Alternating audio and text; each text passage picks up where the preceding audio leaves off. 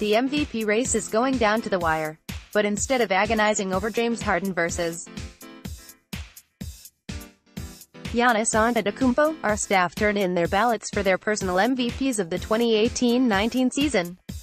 Jrue Holiday, Pelicans Jonathan Tjarks, the best players in the NBA come into the league at such a young age that it's hard to remember that their age 28 season should be their peak.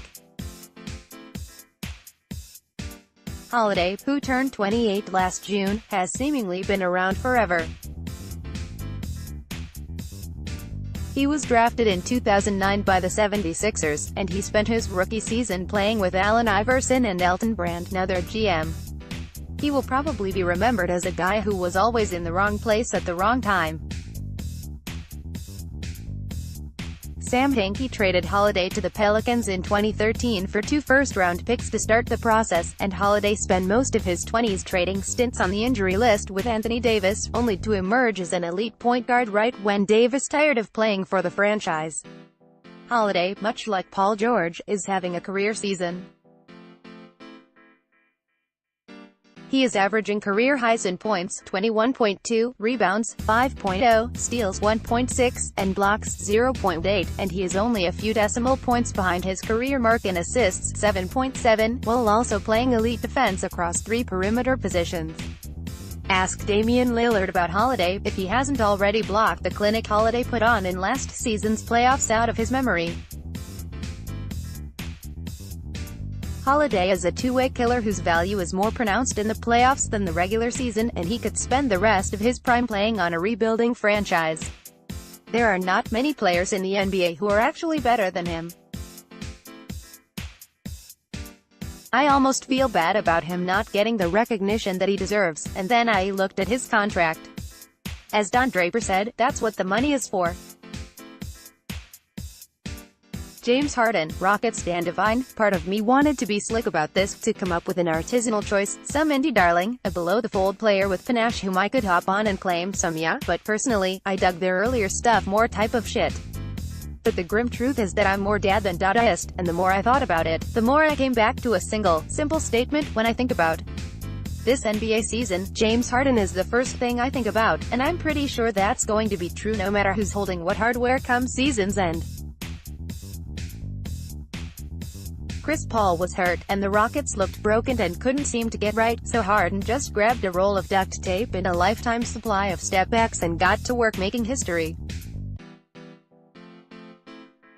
If someone asks whether you caught that game where Harden went for 60, you have to ask, which one?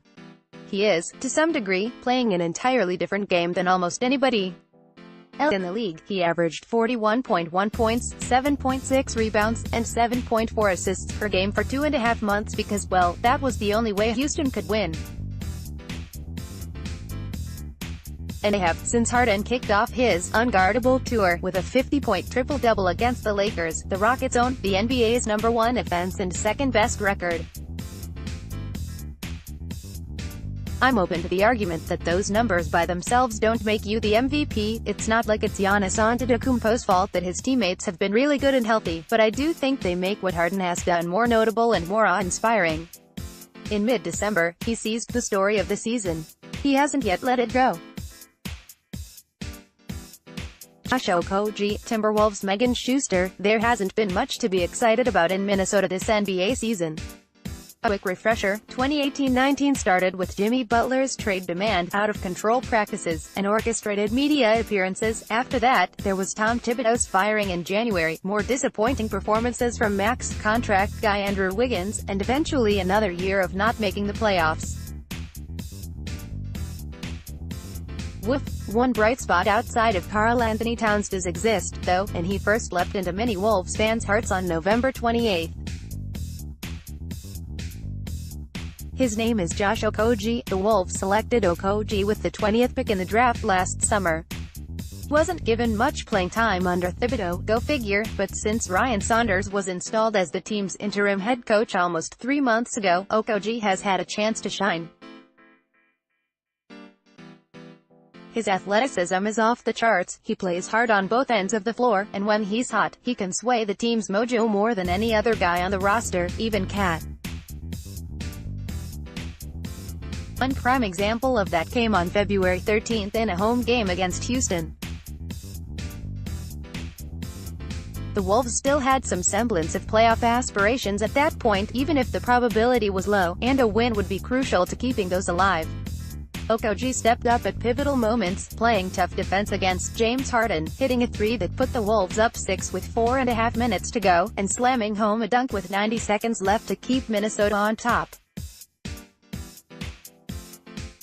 OG hasn't been enough to overcome the rest of the Wolves' problems this season, but a desire to monitor his development has gotten me to tune into an abnormal number of games.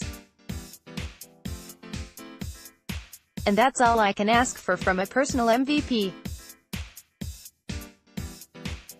Paul George, Thunder Paolo Getty. George is having a career year, averaging 28.2 points, by far a career high, 4.2 assists, also a career high, and 8.2 rebounds, you guessed it, a career high. Those numbers would be good enough to push him to the front of the MVP race in most other seasons, but with Giannis Antetokounmpo and James Harden likely to draw the top spot on most ballots, George will have to settle for being the most compelling player of the season. Signing up, you agree to our privacy policy and European users agree to the data transfer policy. George's rare blend of supreme athleticism and effortlessness make him a must-watch, and not just on the offensive end. The 28-year-old wingman likely won't win Defensive Player of the Year either, but he should win some kind of award for making defense enjoyable. Much like Kawhi Leonard, George can blanket an opponent on the perimeter just with positioning, quickness, and footwork, and he can also swipe the ball away at the right time. He's averaging 2.2 steals per game, another career high. Defense may not be as thrilling as dunks or threes, but with George you don't have to choose. It's remarkable to think George has found this extra gear even after suffering a gruesome leg injury nearly 5 years ago and after balking at a shot to play alongside LeBron James in Los Angeles last summer. In just his second season in Oklahoma City, George looks like one of the best players in the league. Russell Westbrook would agree, which may be George's most impressive feat of all. Kevin Huerter, Hawks Danny Chow. I considered him a fringe lottery pick heading into the 2018 NBA draft. I have a weekly podcast segment dedicated to his exploits. Still, I couldn't have predicted just how important Kevin Huerter has been for the Atlanta Hawks in his rookie season. The Hawks have won more games since the All-Star break than either the Celtics or the Thunder, and while Trae Young's prolific, mind-bending three-point exhibitions have taken center stage, Huerter has established himself as a foundational backbone to the surging young team. The Hawks have a negative net rating on the season, but it goes from bad to putrid when Huerter steps off the floor. Atlanta has been outscored by an additional 7.5 points per 100 possessions in the time Huerter is off the floor compared to when he's on it, by far the largest on-off net differential on the team.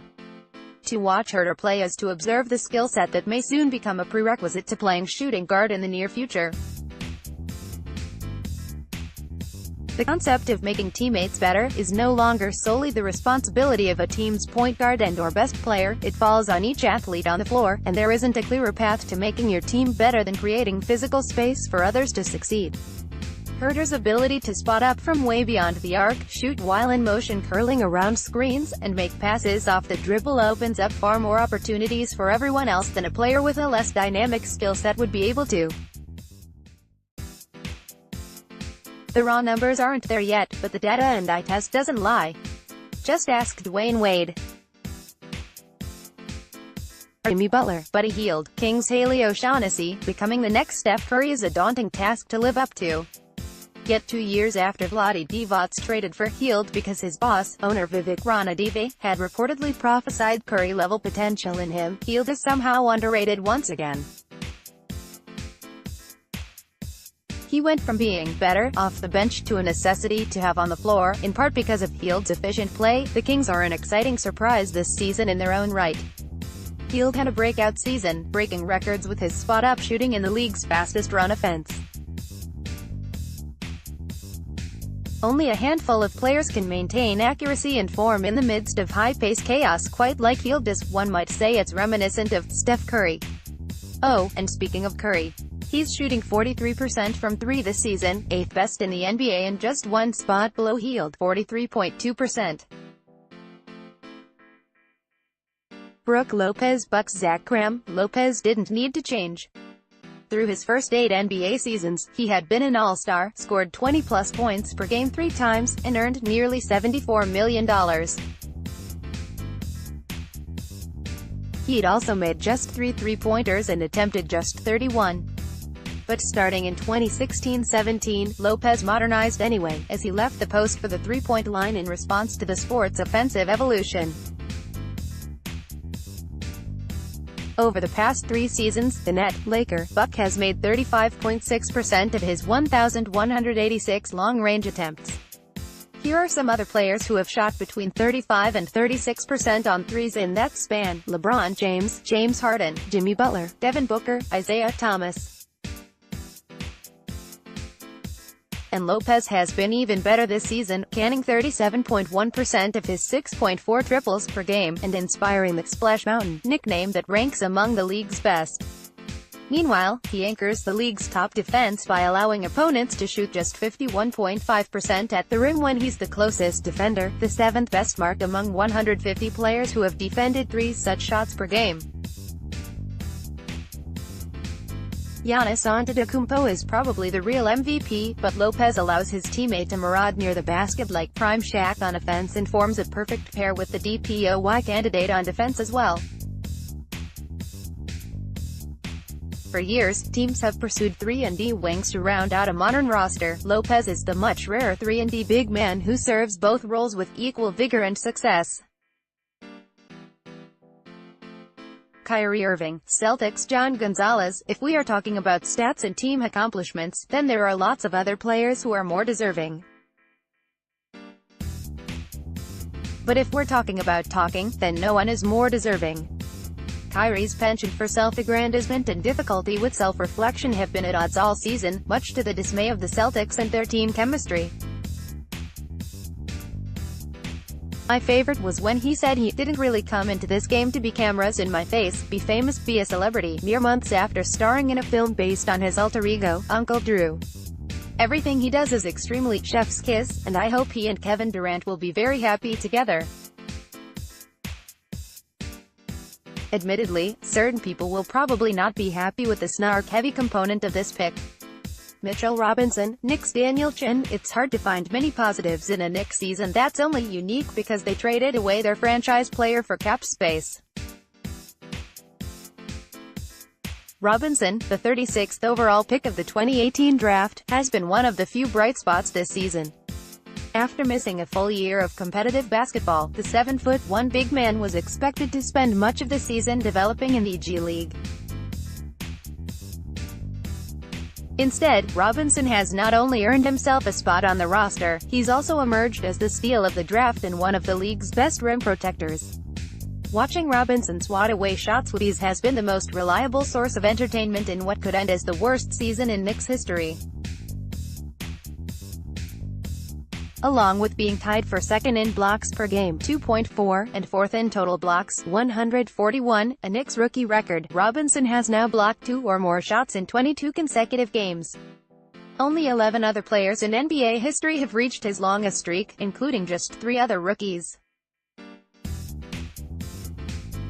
He's shown his inexperience at times, like when he fouled out in 9 minutes, and he doesn't always look like he has full control of his body, but logic-defying alley-oops make up for it. He might not be able to fill the hole in New York fans' hearts left by Kristaps Porzingis, though there's a 14% chance someone else will soon, but Robinson is going to be a great piece to have as the Knicks continue their rebuild.